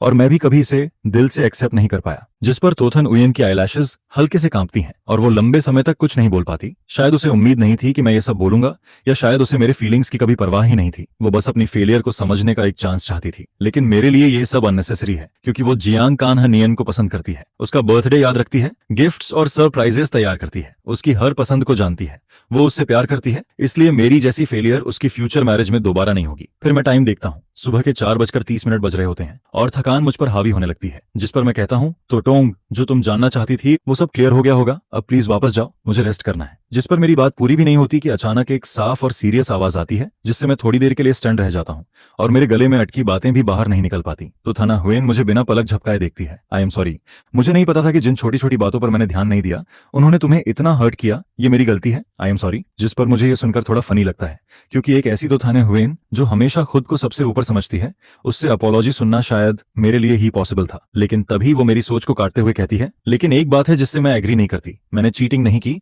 और मुझे जियांग कान्हा नियन बिल्कुल भी पसंद नहीं है। मैं उसकी केयर सिर्फ अपनी सिस्टर की लास्ट विश पूरी करने के लिए करती हूँ, और जब लोग उसे मेरा हस्बैंड कहते हैं तो मैं उसे करेक्ट नहीं करती, क्योंकि अगर मेरी सिस्टर जिंदा होती तो वो सच में उसका हस्बैंड होता। जिस पर मैं कोल्ड तरीके से कहता हूँ, अब ये सब मैटर नहीं करता। यह सुनकर उसकी आंखों में हर्ट साफ दिखता है, लेकिन वो तुरंत कहती है, नहीं ये बहुत इंपॉर्टेंट है। इन 6 सालों में जब तुम गए थे, मैं और निमथान तुम्हें बहुत मिस करते हैं। मैं चाहती हूँ कि हम अपने बीच की गलतफहमियां खत्म करें और तुम वापस घर आ जाओ। जिस पर एक पल के लिए मुझे लगता है कि वो मजाक कर रही है। मैं 10 साल तक फ्रीडम के लिए स्ट्रगल करता हूँ और अब वो मुझे वापस उसी फैमिली में लौटने को कह रही है। जिस पर मैं खुद को रोक नहीं पाता और जोर से हंसने लगता हूँ। उसके चेहरे पर फिर शौक दिखता है, जैसे उसे समझ ही नहीं आता कि मैं क्यों हंस रहा हूँ। जिस पर मैं अपनी आंखों के कोने से आंसू पोंछता हूँ, डीप सांस लेकर खुद को काम करता हूँ और कहता हूँ, तो था नुयन, क्या तुम मजाक कर रही हो? मैंने मुश्किल से तुमसे डिवोर्स लिया है, अब मेरी अपनी करियर है, तो मैं क्यों वापस आऊं और आकर करूंगा क्या? फिर मैं आगे बोलता हूँ, क्या फिर से एक नैनी की तरह तुम्हारे लिए भागता रहूं, रोज तुम्हारी कंपनी में जाकर तुम्हें कोई बेवकूफी भरा सी फूड पॉरेज देकर खुश करूं? अगर तुम्हें अपनी सिस्टर की लास्ट विश पूरी करनी है तो जियांग कान्ह नियन का ध्यान रखो। मुझे इसमें घसीटने की जरूरत नहीं है, क्योंकि मैं ना तुम्हारी सिस्टर का कर्जदार हूं, न जियांग कान्हा नियन का, और ना ही तुम्हारा। जिस पर वो कुछ और कहना चाहती है, लेकिन मैं दरवाजे तक पहुंच जाता हूं और उसे जोर से खोल देता हूं। ठंडी हवा और बर्फ अंदर आने लगती है और मैं कहता हूं, बाहर निकलो, मुझे दूसरी बार कहने पर मजबूर मत करो। जिस पर आखिरकार तोथन हुयन वहां से चली जाती है और मैं बिस्तर पर गिरता हूं, लेकिन थकान के बावजूद भी मुझे नींद नहीं आती। मैं पूरी रात जागता रहता हूं। फिर सुबह खुद को संभाल कर मिनिस्ट्री ऑफ फॉरेन अफेयर्स में अपने ट्रांसलेशन के काम पर जाता हूं। लेकिन ऑफिस पहुंचते ही मैं अपने बॉस को सामने खड़ा देखता हूं, जो धीरे से कहता है, येंत्सु, भले ही तुमने यहाँ ज्यादा समय नहीं बिताया, लेकिन तुम्हारा वर्क एटीट्यूड बहुत अच्छा है और तुम्हारी एबिलिटी भी स्ट्रांग है। इस बार सु ग्रुप फिनलैंड में न्यू एनर्जी प्रोजेक्ट शुरू करना चाहता है, जो दोनों देशों के रिलेशन के लिए फायदेमंद है। जिस पर वो आगे बताता है, फिनलैंड के लीडर्स इस मौके पर तो टोंग के साथ हमारे देश आकर इंस्पेक्शन करना चाहते हैं और अभी एक अकॉम्पेनिंग ट्रांसलेटर की कमी है। मैंने तुम्हारा नाम रिकमेंड किया है। इस बार तुम हमारे मिनिस्ट्री की तरफ से रिप्रेजेंट करते हुए वापस देश जाओगे। तुम विदेश गए हुए भी लगभग 6 साल हो चुके हैं। इस मौके पर फैमिली से मिलकर आ जाओ। यह सुनकर मैं मुस्कुराते हुए सुनता हूँ, लेकिन अंदर ही अंदर मेरा मन जोर से चिल्लाता रहता है। जिस पर मैं सोचता हूँ कि ये सब तो थाना उयेन की वजह से हुआ है। वो आते ही इतनी सारी प्रॉब्लम्स खड़ी कर देती है, जिसके बाद मजबूरी में मैं हल्की मुस्कान के साथ खड़ा हो जाता हूँ। मैडम, आप टेंशन मत लीजिए, मैं टास्क जरूर कंप्लीट करूंगा। यह बोलकर उसी दोपहर मैं तो थान यूएन और इंस्पेक्शन टीम के साथ प्राइवेट जेट से वापस देश लौटने लगता हूँ। जिस पर पता नहीं किसने सीटिंग अरेंज की होती है कि मेरे और तो थान यूएन के बीच सिर्फ एक आर्मरेस्ट का डिस्टेंस होता है। जिस पर मैं थकान में अपनी आंखों को दबाता हूँ और मुंह फेर लेता हूँ। उसकी तरफ देखना भी नहीं चाहता, जबकि हम दोनों ने पूरी रात नहीं सोया होता। फिर भी उसके चेहरे पर जरा भी थकान नहीं दिखती। थोड़ी देर बाद अचानक मेरे ऊपर एक सॉफ्ट और थिक ब्लैंकेट डाल दिया जाता है, जिस पर तो थाना उयेन बहुत केयरफुली उसे एडजस्ट करती है, जैसे मुझे जगाना नहीं चाहती हो। लेकिन मैं सोया नहीं होता, बस उसे देखना अवॉइड कर रहा होता हूँ। मेरे लिए वो कभी एक ऐसी इंसान थी जिसे मैं दिल से पसंद करता था और एडमायर करता था, लेकिन वही मेरे लिए एक केज भी बन गई थी, जिस पर डिवोर्स पेपर साइन करने के उसी पल से हमारे बीच का रिश्ता पूरी तरह खत्म हो चुका था। लेकिन मुझे उम्मीद नहीं थी कि प्लेन से उतरते ही मैं उस इंसान को देखूंगा जिससे अब सिर्फ खून का रिश्ता बचा है। निमथान अपनी ग्रैंडमदर का हाथ पकड़े वेटिंग एरिया में खड़ा होता है, जो अब 9 साल का हो चुका है, और उसकी आंखें रो रो कर लाल हो चुकी होती हैं। जैसे ही वो मुझे देखता है, जोर से चिल्लाता है, पापा। जिस पर इंस्पेक्शन टीम के लीडर्स एक दूसरे को कंफ्यूज्ड होकर देखते हैं और कोई धीरे से पूछता है कि ये क्या हो रहा है। जिस पर मैं काम तरीके से मुस्कुराते हुए कहता हूँ, ये बच्चा शायद अपने पापा से बिछड़ गया है। जिस पर बगल में खड़ी तोथन हुयेन धीमी आवाज में कहती है, तो उसे फिनिश लैंग्वेज समझ आती है। सो निमथन मेरी तरफ दौड़ने की कोशिश करता है, लेकिन उसकी ग्रैंडमदर उसे पकड़कर रोक लेती है और वो लेडी अपनी इमेज बनाए रखते हुए उसे वहां से ले जाती है। जिस पर साफ समझ आता है कि वो हमें मिलाने नहीं आई थी। शायद वो नियमथान का यूज करके मुझसे कुछ करवाना चाहती थी, लेकिन अब मेरे पास उसकी बात मानने की कोई वजह नहीं होती। इसके बाद कुछ दिन तक फिनलैंड डेलीगेशन के साथ तो ग्रुप का विजिट स्मूथली चलता है, क्योंकि काम के मामले में तो थाने हुयेन कभी गलती नहीं करती। लेकिन जैसे ही इंस्पेक्शन खत्म होता है, वो सीधे मेरे पास आ जाती है। क्या तुम मेरे साथ घर चलकर नियमथान से मिलना चाहोगे? वो तुम्हें बहुत मिस करता है। यह सुनकर मैं हल्की आवाज में कहता हूँ, मुझे मिस करता है? मैं तो बस नाम का बाप था। वो तो मुझे पहले से पसंद नहीं करता था, और अब मैं 6 साल तक गायब रहा तो उसे मुझसे और नफरत होनी चाहिए। फिर मैं आगे कहता हूँ, वैसे भी उसे जियांग कान्हा नियन को अपना डैड बनाना पसंद है, तो तुम उसी से शादी कर लो। इससे तुम्हारी विश भी पूरी हो जाएगी और तुम्हारा फ्यूचर हस्बैंड भी बच्चे का ख्याल रख लेगा। जिस पर तो थाने हुयेन थककर एक लंबी सांस लेती है। क्या हमें ऐसे ही बात करनी पड़ेगी? मैं सीधे उसकी आंखों में देखकर कहता हूँ, अगर तुम्हें पसंद नहीं तो हम बात ही नहीं करते। यह बोलकर मैं अपना सामान उठाता हूँ और सीधे होटल लौट जाता हूँ, क्योंकि तो फैमिली वापस जाने का कोई रीजन नहीं होता। इसके बाद मुझे पता चलता है कि मेरा बेस्ट फ्रेंड भी देश में है, जिस पर मेरा मूड अच्छा हो जाता है और मैं तुरंत उससे मिलने निकल पड़ता हूँ। जिस पर मिलते ही उसकी आंखों में एक्साइटमेंट आ जाता है। वो मेरा हाथ पकड़कर मुझे घुमाकर देखता है और फिर जोर से गले लगा लेता है। यार, अब तू अपने असली रूप में दिख रहा है। 6 साल बाद मिल रहे हैं, आज तो खूब बातें होंगी। जिस पर हम बातें करते करते घंटों गुजार देते हैं, लेकिन तभी अचानक मेरा फोन बजता है। एक अननोन नंबर होता है जिस पर मैं थोड़ी देर हेजिटेट करता हूँ, फिर कॉल उठा लेता हूँ। दूसरी तरफ से आवाज आती है, हेलो, क्या आपको निमथान के फादर हैं? मैं उसका क्लास टीचर बोल रही हूँ। उसने स्कूल में किसी बच्चे से फाइट की है। मैंने उसकी मदर को कॉल किया था, लेकिन उन्होंने कहा कि आपसे कांटेक्ट करूं। जिस पर मेरा फ्रेंड इरिटेट होकर फोन छीन लेता है और कहता है गलत नंबर है, और कॉल काट देता है। फिर वो मुझसे कहता है, तो थाना हुएन पागल है क्या? तुम दोनों का डिवोर्स हो चुका है, तुम्हारे पास कस्टडी भी नहीं है, और तुम अभी अभी लौटे हो। ये सब जानबूझकर ट्रबल क्रिएट कर रही है। लेकिन उसकी बात खत्म भी नहीं होती कि फोन फिर से बजने लगता है, जिस पर मैं दोबारा कॉल उठाता हूँ, और इस बार टीचर की आवाज में अर्जेंसी होती है। क्या आप कौन इमथान के फादर हैं? प्लीज जल्दी स्कूल आ जाइए। बड़ों की प्रॉब्लम्स बच्चों की मेंटल ग्रोथ को अफेक्ट नहीं करनी चाहिए, और उसने एक बच्चे का सिर भी फोड़ दिया है। सामने वाले पेरेंट्स उसे हॉस्पिटल ले जाने के लिए आपको बुला रहे हैं। जिस पर मजबूरी में मैं और मेरा दोस्त तुरंत स्कूल पहुंचते हैं, जहां टीचर्स ऑफिस में कई बच्चे खड़े होते हैं। सबके साथ उनके पेरेंट्स होते हैं, लेकिन को निमथान के पीछे कोई नहीं होता। जिस पर इंजर्ड बच्चे के पेरेंट उसे पकड़कर गुस्से में चिल्लाता है, तू इतना वायलेंट क्यों है? तेरे बाप ने तुझे सिखाया नहीं कि किसी को मारना नहीं चाहिए। उसकी बात खत्म भी नहीं होती कि बाकी बच्चे भी हंसने लगते हैं, और एक बच्चा जोर से बोलता है, इसके पास तो बाप ही नहीं है। यह सुनकर को निमथान की आंखें लाल हो जाती हैं, और वो गुस्से में एक छोटे भेड़िए की तरह फिर से लड़ने को दौड़ पड़ता है, जिससे साफ लगता है कि उसे प्रॉपर मार्शल आर्ट्स ट्रेनिंग दी गई है। लेकिन सामने वाले बच्चे के पास पेरेंट्स का सपोर्ट होता है। फिर अचानक उसकी नजर दरवाजे पर खड़े मुझ पर पड़ती है। उसकी आंखें तुरंत भर जाती हैं, लेकिन वो अपने होंठ काटकर आंसू रोकता है, मुंह फेर कर खुद खड़ा हो जाता है। जिस पर मैं उसके एटीट्यूड की परवाह नहीं करता, और अंदर जाकर सबको देखते हुए कामली कहता हूँ, मैं को निमथान का बायोलॉजिकल फादर हूँ, लेकिन मैं उसकी मदर से डिवोर्स ले चुका हूँ, और मेरे पास उसकी कस्टडी नहीं है। कंपेंसेशन की बात करनी है तो उसकी मदर तो थान यूएन से कांटेक्ट करें। यह सुनते ही कौन निमथान शौक में ऊपर देखता है, लेकिन तुरंत सिर झुका लेता है। उसकी आंखों में आंसू आ जाते हैं, और वो उन्हें छिपाने की कोशिश करता है। जिस पर मुझे अजीब लगता है, क्योंकि यही बच्चा पहले मुझे अपनी मदर से डिवोर्स लेने के लिए कहता था, और अब खुद रो रहा है। जैसे ही तोथन उयन का नाम आता है, बाकी पेरेंट्स एक दूसरे को देखते हैं, और उनका एटीट्यूड तुरंत नरम पड़ जाता है, क्योंकि उसका नाम फाइनेंशियल न्यूज में हमेशा टॉप पर रहता है, और बहुत कम लोग होंगे जो उसे नहीं जानते। ऐसी छोटी प्रॉब्लम उसके लिए कुछ भी नहीं है, भले ही वो खुद ना आए, फिर भी आसानी से सॉल्व हो सकती है। लेकिन उसने ये मैटर जानबूझकर मेरी तरफ धकेल दिया। शायद वो सोचती है कि इससे मेरे अंदर का फादरली फीलिंग जाग जाएगा। क्या वो ये भूल गई है कि प्यार हमेशा दोनों तरफ से होना चाहिए? यह बात मेरे दिमाग में चलती है। तभी कोई पेरेंट मुझसे कहता है, को निमथान के फादर, चाहे आपका तो टोंग से डिवोर्स हो गया हो, लेकिन बच्चे ने किसी को मारा है, आपको हमें एक एक्सप्लेनेशन देना ही होगा। जिस पर मैं हल्का सा सिर हिलाता हूँ, और मेरी नजर को निमथान पर जाती है। तुमने लड़ाई क्यों की? जिस पर वो जिद में खड़ा रहता है, कुछ बोलता ही नहीं। जिस पर मैं ठंडे लहजे में कहता हूँ, अगर बोलना नहीं है तो अपनी माँ के आने तक वेट करो। मेरे पास इतना टाइम नहीं है कि मैं यहाँ तुम्हारे साथ वेस्ट करूँ। मेरी बात खत्म भी नहीं होती कि वो अचानक भड़क जाता है, जैसे कोई छोटा जानवर छेड़ दिया गया हो। उन्होंने कहा कि मेरा कोई बाप नहीं है, अब आप खुश हो गए? फिर वो चिल्लाता है, मम्मी जियांग कान्हा नियन से शादी क्यों नहीं करती? वो आप जैसे नहीं है जो मुझे छोड़कर चले गए। मुझे आपसे नफरत है। जिस पर मैं उसे चिल्लाने देता हूँ, और फिर हल्का सा भौहें सिकोड़कर कहता हूँ, जब मैं और तुम्हारी माँ साथ थे, तब भी तुम जियांग कान्हा नियन को अपना बाप बनाना चाहते थे। अब जब हम डिवोर्स हो चुके हैं, तो तुम जिसे चाहो अपना बाप बना लो, मुझे फर्क नहीं पड़ता। जिस पर आसपास खड़े पेरेंट्स आपस में बातें करने लगते हैं। उनकी विस्पर्स साफ सुनाई देती हैं। इतना छोटा बच्चा और अपने पेरेंट्स को डिवोर्स के लिए उकसाता है, तभी इसका बाप इसे नहीं चाहता। और कोई कहता है, वो जियांग कान्हा नियन, मैंने उसे इवेंट्स में तो टोंग के साथ देखा है, मैं तो उसे उसका हस्बैंड समझता था, पता चला वो थर्ड पर्सन है। ये बातें को निमथान के कानों में पड़ती हैं, और वो रेबेलियन एज में होने की वजह से खुद को रोक नहीं पाता। बाहर भागने की कोशिश करता है, लेकिन कुछ कदम बाद रुक जाता है। जिस पर अचानक तो थाने ह्वेन असिस्टेंट और बॉडीगार्ड्स के साथ अंदर आती है।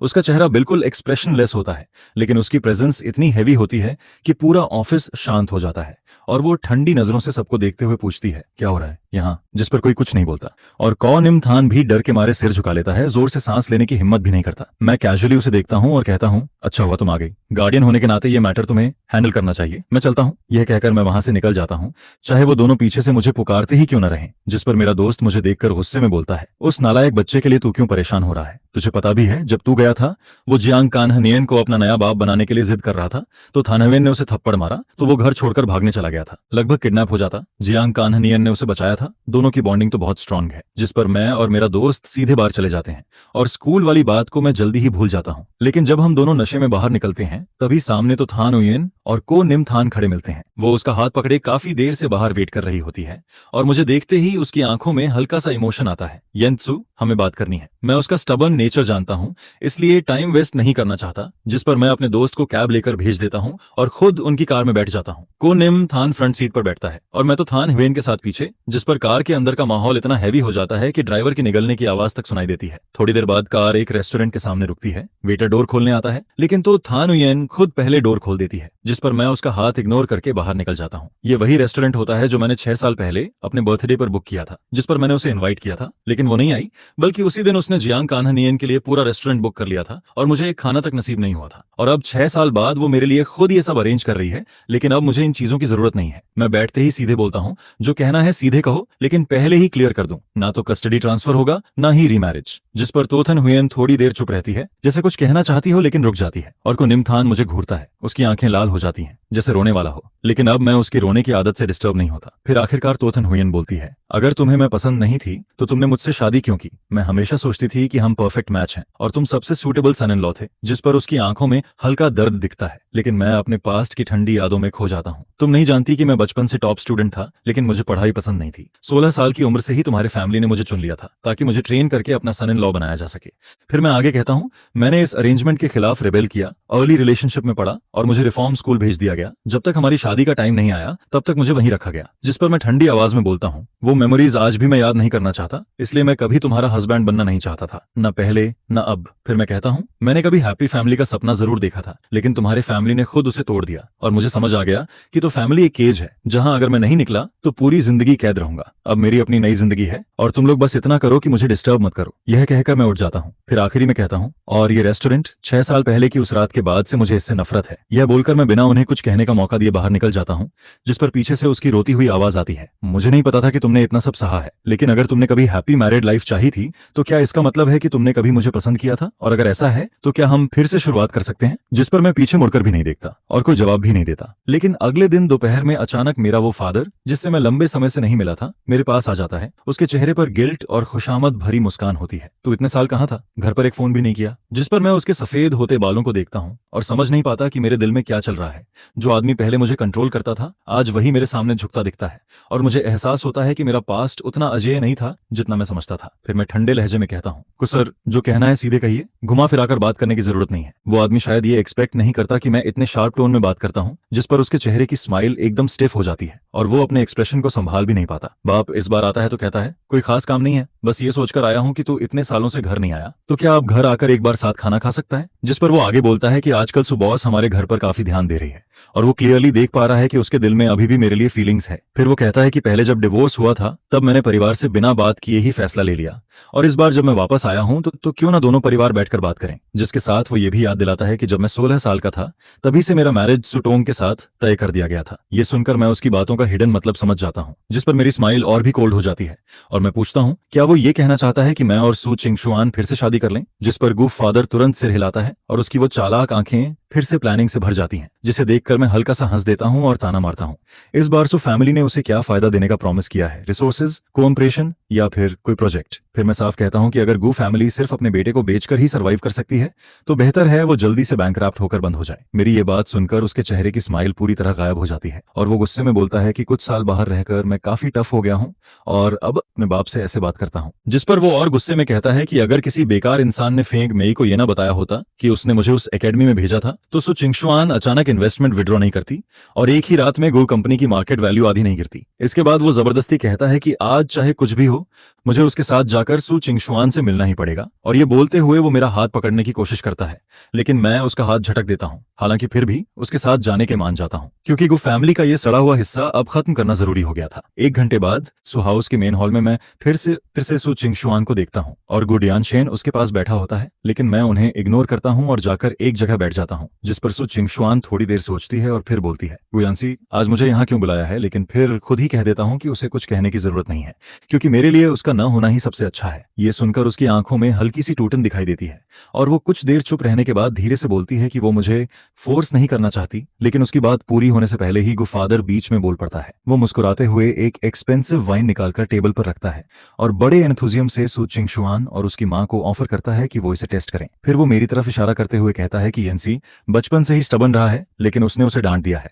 और इस बार जब वो वापस आया है तो वो सू बॉस के साथ अच्छे से रहेगा। जिस पर वो और आगे कहता है कि क्यों ना किसी अच्छे दिन को चुनकर फिर से शादी अरेंज कर दी जाए। और ये कहते हुए वो सू चिंगशुआन के लिए ग्लास में वाइन भर देता है। शायद उसकी नजर में मैं हमेशा से सिर्फ एक टूल रहा हूं जिसे वो अपनी कन्वीनियंस के हिसाब से यूज करता है, और मैं कभी भी एक इंडिपेंडेंट इंसान नहीं था।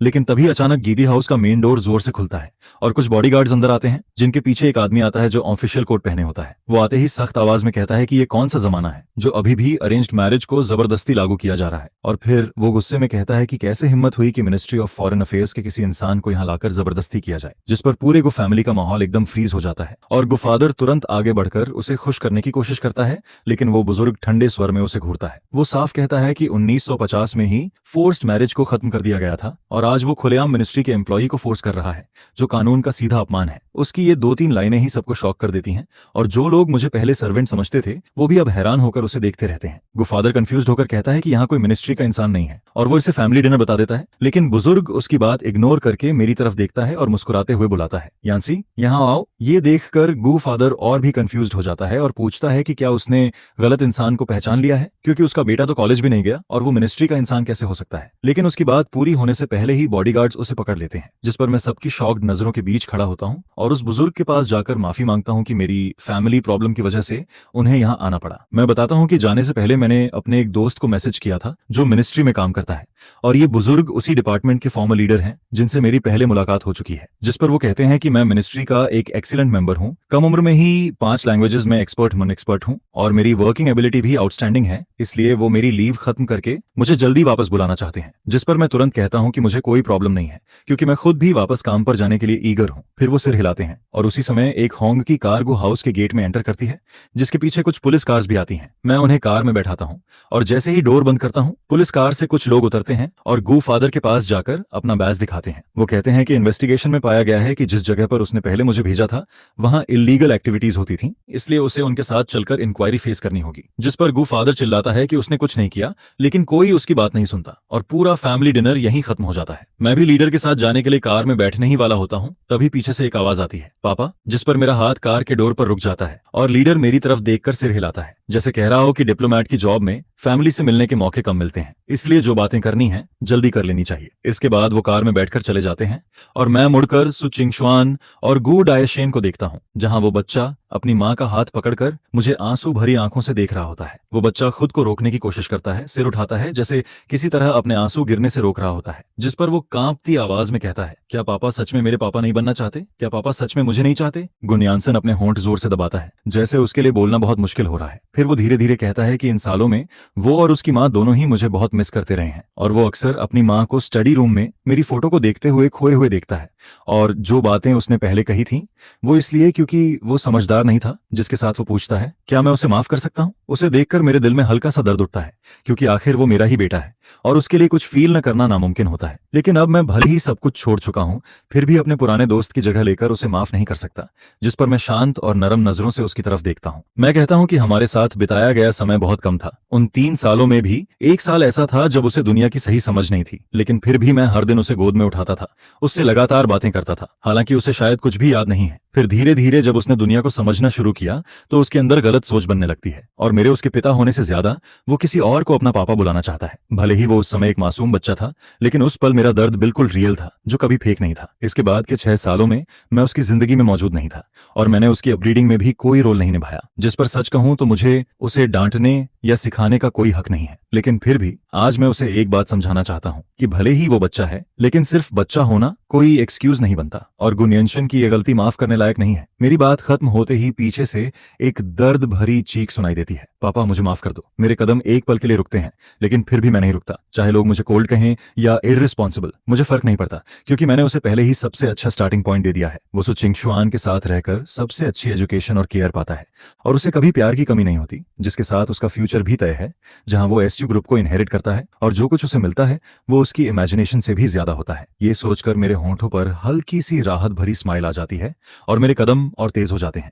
कुछ समय बाद जब मैं वापस लौटने वाला होता हूँ तब सु चिंगशुआन मुझे एयरपोर्ट पर छोड़ने आती है और इस बार वो मुझसे दोबारा शादी के बारे में कुछ नहीं पूछती, बस चुपचाप मुझे देखती रहती है। फिर वो धीरे से कहती है, यान्सी, अगर सब कुछ फिर से शुरू हो सकता तो वो मुझे अच्छे से चेरिश करती, सच में मुझसे प्यार करती, न कि अब की तरह जहां सब खो देने के बाद पछतावा ही बचता है। वो कहती है कि उसे हमेशा लगता था कि मैं उसके पास ही रहूंगा, लेकिन उसने कभी ये नहीं सोचा कि उसके एक्शंस मुझे कभी खुश नहीं करते। फिर वो धीरे से कहती है, यान्सी, वो सच में सॉरी है। मैं उसे कोई जवाब नहीं देता, बस फ्लाइट डिस्प्ले की तरफ देखता हूँ और याद करता हूँ कि पिछली बार भी वो मुझे छोड़ने आई थी, लेकिन तब हम ठीक से गुड बाय भी नहीं कह पाए थे। जिस पर मैं कहता हूँ, सु चिंगशुआन, इस बार हम सही तरीके से गुड बाय कहते हैं। लेकिन वो कुछ कहने की कोशिश करती है और रुक जाती है। मैं उसके सामने खड़ा होकर अपने आर्म्स खोल देता हूँ और कहता हूँ कि इतना सैड मत हो, मैं अभी भी उसका एक ओल्ड फ्रेंड हूँ जो उसे समझता है, तो एक हग हो जाए। मेरी बात पूरी होने से पहले ही वो मुझे जोर से गले लगा लेती है और उसका फेमिलियर सेंट मुझे घेर लेता है, जिस पर वो मुझे बहुत कसकर पकड़ती है, इतना कि मेरी सांसें भी भारी होने लगती हैं। मैं हल्का सा साई करता हूँ और उसकी बैक को धीरे से थपथपाता हूँ, लेकिन उसके कंधे कांपते रहते हैं, जिससे उसकी हालत साफ समझ आती है। फिर मैं धीमी आवाज में कहता हूँ कि अगर उसे कोई सही इंसान मिले तो वो नई शादी कर ले और उस इंसान के साथ अच्छा व्यवहार करे। जिस पर सु चिंगशुआन सिर हिलाते हुए मना कर देती है और उसकी एक ठंडी आंसू की बूंद मेरी गर्दन पर गिरती है, जिसे महसूस करके मैं सोचता हूँ कि किस्मत कभी कभी इंसानों के साथ अजीब खेल खेलती है। मैं हमेशा सोचता था कि उसके दिल में मेरे लिए कोई फीलिंग नहीं है, इसलिए मैं बिना पीछे देखे चला गया और मुझे लगा था कि मेरा जाना सबके लिए सबसे अच्छा फैसला है। लेकिन आखिर में ये सब एक मिसड चांस बन जाता है। शायद ये रिलेशनशिप उसके लिए भी एक रिग्रेट बनकर रह जाता है। जिस पर वो मेरे कान के पास आकर धीमी आवाज में कहती है कि उसे बहुत दुख है, क्योंकि उसने पहले कभी मुझे ऐसे दिल से हग नहीं किया था। उस पल मेरी आंखें भी हल्की गर्म हो जाती हैं, लेकिन फिर मैं हल्की स्माइल के साथ कहता हूं कि अब ये सब मायने नहीं रखता और हमें आगे बढ़ना चाहिए, पीछे मुड़कर नहीं देखना चाहिए। जिस पर वो मेरा हाथ पकड़ती है और मेरी आंखों में देखकर कहती है कि वो दोबारा शादी नहीं करेगी और न्यानशेन का सिर्फ एक ही पापा रहेगा, क्योंकि वो जानती है कि अतीत ने मुझे बहुत हर्ट किया है।